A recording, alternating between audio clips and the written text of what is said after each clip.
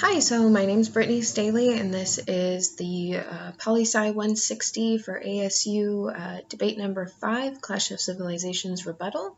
I am rebuttaling to Jesus Ashutagai.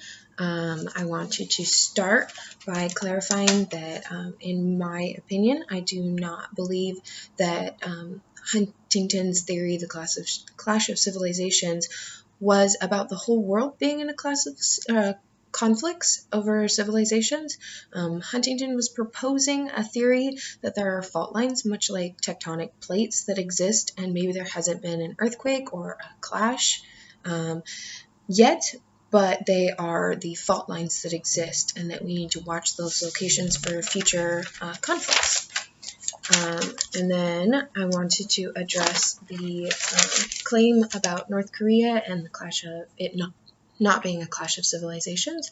I think if you look at the Huntington's claim, religion was his main proponent, but it's only a section of the clash of civilizations, in that it is about ideologies and how those will create clashes in the future.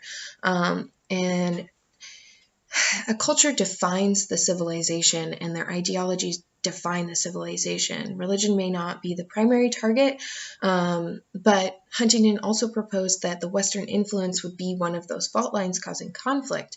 And much of what we learned in constructivism, the subjectivity of ideologies plays a large role in conflicts, with examples of like freedom fighters versus terrorists.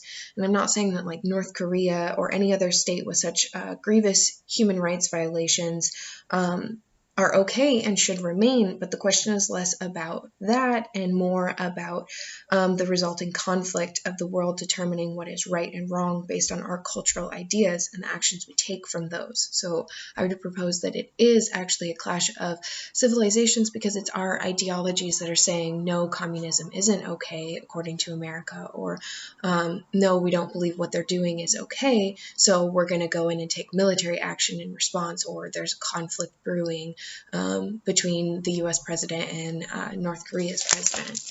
And then the one that I wanted to focus on the most that you talked about was Israel and the conflicts there. And from my understanding, it is very much about religion, because it's a fight over the Holy Land. So from my research, post-World War II, the Jewish people that had been oppressed in World War II needed a home, and the leading nations, the Allies, decided where they can put what kind of land they can give the Jewish people. So they appropriated land for reparations, and they turned to the Bible to find an answer. And they figured that the land of Israel, Palestine, and the District of Jordan would be the land that is naturally theirs according to the Bible. And so we gave them parts of Palestine, and the fight is over the District of Jordan, and the nation of Israel is moving into the District of Jordan via occupation, pushing people out. And it's causing conflict because Palestinians have already had to move when we appropriated that land, and now they're being moved again by this occupation that's happening. And the U.S. has been giving Israel money, weapons, and military training, causing tension because that's us supporting them. And it's a conflict over the Muslim faith feeling oppressed to the Jewish faith, and it's a Muslim versus Jewish kind of conflict that's happening. And Palestine is fighting back, and Israel is fighting back in response. And this is all based on the Bible, the Christian Judeo Bible, and the notion that Israel and Jerusalem is a capital given by God. And in the end of the Bible, it says that when the unclean thing is standing in the Holy of Holies, the temple in Jerusalem where God resides, the apocalypse will start.